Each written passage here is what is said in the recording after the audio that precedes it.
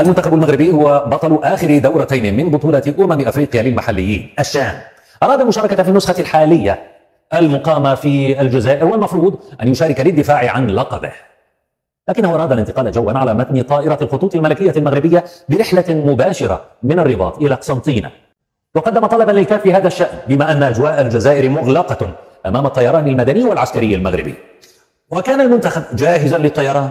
الصور انتشرت لأفراد المنتخب في المطار الدولي، انتشرت على منصات التواصل في انتظار إذن الجزائر لتحلق طائرة الخطوط الجوية المغربية، وأيضا صور أخرى للاعبين وهم ينتظرون في المطار. المهم بعد الانتظار لم تأتي الموافقة، فأعلن فوزي الأقجع رئيس الجامعة الملكية لكرة القدم عدم تلقي منتخب بلاده الترخيص المطلوب للطيران إلى الجزائر والمشاركة في البطولة. مؤسف جدا اليوم في الرياضة وأن يحرم فريق وطني مغربي استعد لمدة 6 أشهر بصورة مستنصرة بصورة جدية باش يشارك في الشان ويمشي يدافع على الحظوظ نتاعو ويدافع على اللقب نتاعو. مؤسف جدا أن يبقى اليوم في المطار لمدة ساعات ينتظر ترخيص باش يمشي يشارك في بطولة أفريقيا.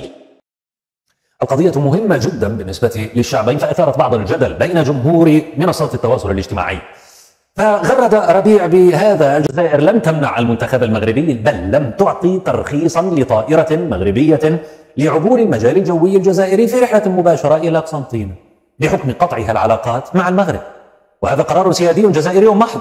سهام تقول: سهام الجزائر اشترطت على منتخب المغرب أن يسافر إلى تونس ويأتي منها إلى الجزائر، وكذلك الجماهير المغربية عليها أن تسافر إلى تونس ثم إلى الجزائر كي تشاهد وتشجع فريقها.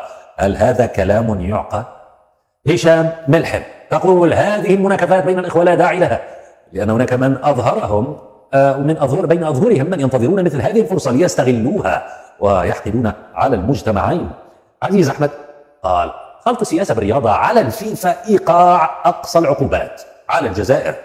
لكن ما أزعج المغاربة في حفل افتتاح الشارع هو انتشار فيديوهات لعبارات لفظية مسيئة جدا من قبل الجمهور الجزائري بحق الشعب المغربي.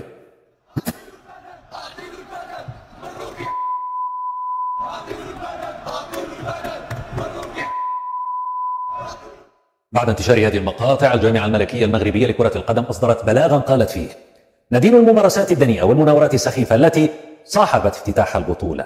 العبارات العنصرية الموجهة للجماهير المغربية، والجامعة راسلت الكاف لتحمل مسؤولياته أمام هذه الخروقات.